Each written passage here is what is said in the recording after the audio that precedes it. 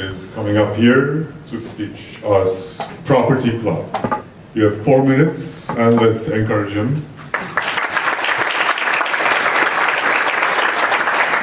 Thank you, Murat, and thanks, Yuri, for having us. So I'm going to start by asking you all a question. Why is searching for real estate online such a nightmare? Why, when you go online, go on a listing site, search for a new home, why do you have to worry about, is this listing real? Am I going to get hit with thousands of dollars in broker fees? Is somebody going to try to scam me or steal my identity? So the answer to that question is actually, we let it be so. So I'm going to tell you a brief story about how a listing gets to market. So what happens right now is I have a listing, I'm a landlord, I want to sell my property. So I go out there and I talk to real estate brokers. Eventually I hire a broker, that's the listing broker. The listing broker takes that listing, puts it into a CMS, it starts syndicating, it goes to the MLS, it gets to dozens and dozens of portals all over the internet. Another broker sees that listing, that second broker decides they maybe don't have that much business, they'd like to generate some leads, maybe work as a buyer broker. So they create a copy of that listing. Theoretically, they're not allowed to do that. They can't copy a listing that they don't have an agreement for and market it. But they'll do it and they'll syndicate it. It's as simple as changing an apartment number. So let's say I have a listing, it's apartment 1501, the other broker lists it as apartment 15A. Or, hypothetically, they make up an address. So now, as an end user, you guys, we're out there looking for an apartment, you go to a Zillow, you go to a StreetEasy, you see the same apartment, not once, but twice. In New York City, in some portals, you'll have this happening not 2, 5, 10 times, but literally hundreds of times. Naked Apartments, part of Zillow Group, has listings out there that have hundreds of duplicates, hundreds of copies. The other problem is once you find a listing you like, and you decide you want to reach out to the broker, you're going to basically click a contact button. So I'm going to take a brief survey. Who thinks that your personal information, your inquiry, is going to be directed to the listing broker, the source? Raise your hands. Who thinks that your information is going to go to the person who listed the property? You're all wrong. What's going to happen is Zillow or StreetEasy is going to take your personal information, turn around, and sell it to the highest bidder. That is not the way a real estate marketplace should function. My name's Andrew. I'm the founder of Property Club, and we're building a decentralized real estate marketplace that essentially guarantees quality listings and removes third parties.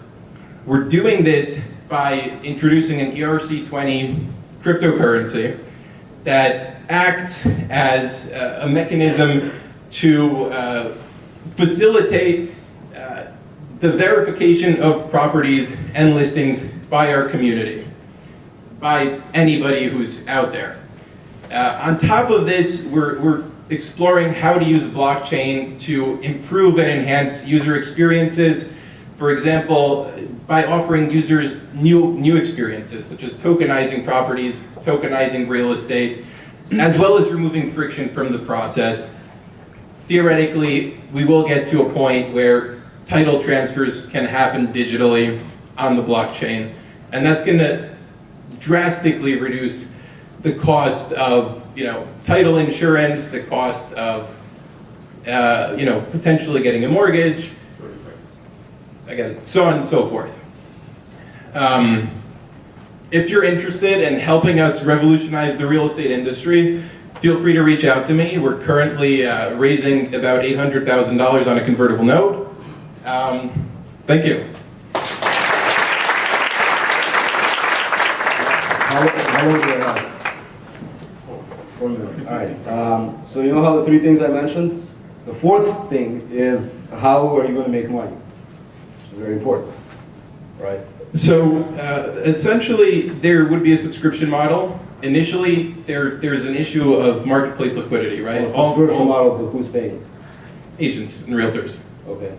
So right now, you basically have two models in the real estate industry. It's either subscription or they sell leads, right? They sell leads, they sell them to third parties and add friction to the process. I got it. So what we're going to do is there won't be any fee, it'll be freemium.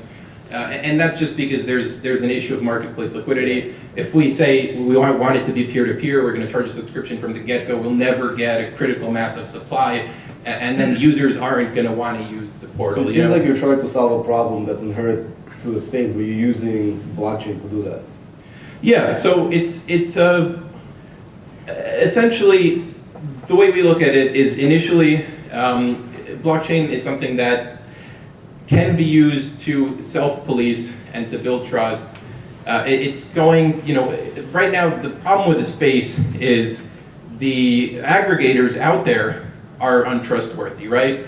So if we're gonna get out and say we're gonna offer a better product than StreetEasy or Zillow, how is an end user gonna trust us?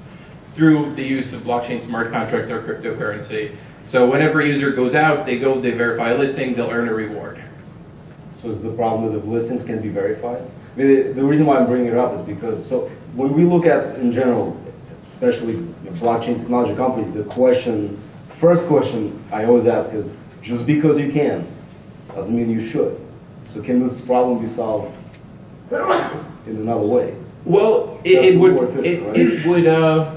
wouldn't be cost effective to solve it in another way, and there is the issue of end users not trusting a centralized source, right? Right now you have centralized marketplaces that aren't doing a good job solving this problem. And then realistically, moving forward, we see our currency and blockchain as being value add and being a differentiator. So moving forward, down the line, once we have a robust dynamic marketplace, we can start putting contracts of sale on blockchain, digital transfer of title, tokenization. There are a ton of use cases. But how big is this problem? Is this really even the problem? The supply? No, the problem you described that you saw with blockchain.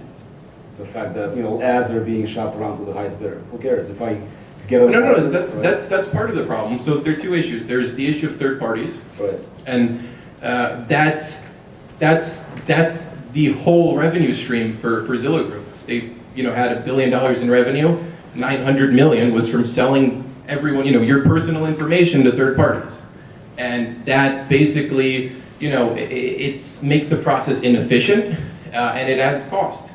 You could essentially, if you don't have a third party and you're selling your property, there's 3% less broker's commissions that wouldn't have to be paid.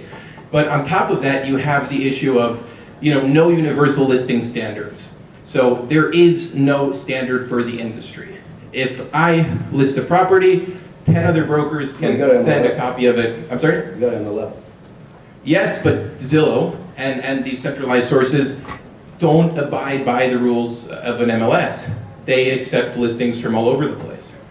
And realistically, if an MLS had a consumer-facing product, that could guarantee quality. If you go to corcoran.com, the listings on corcoran.com are going to be 99.99% accurate.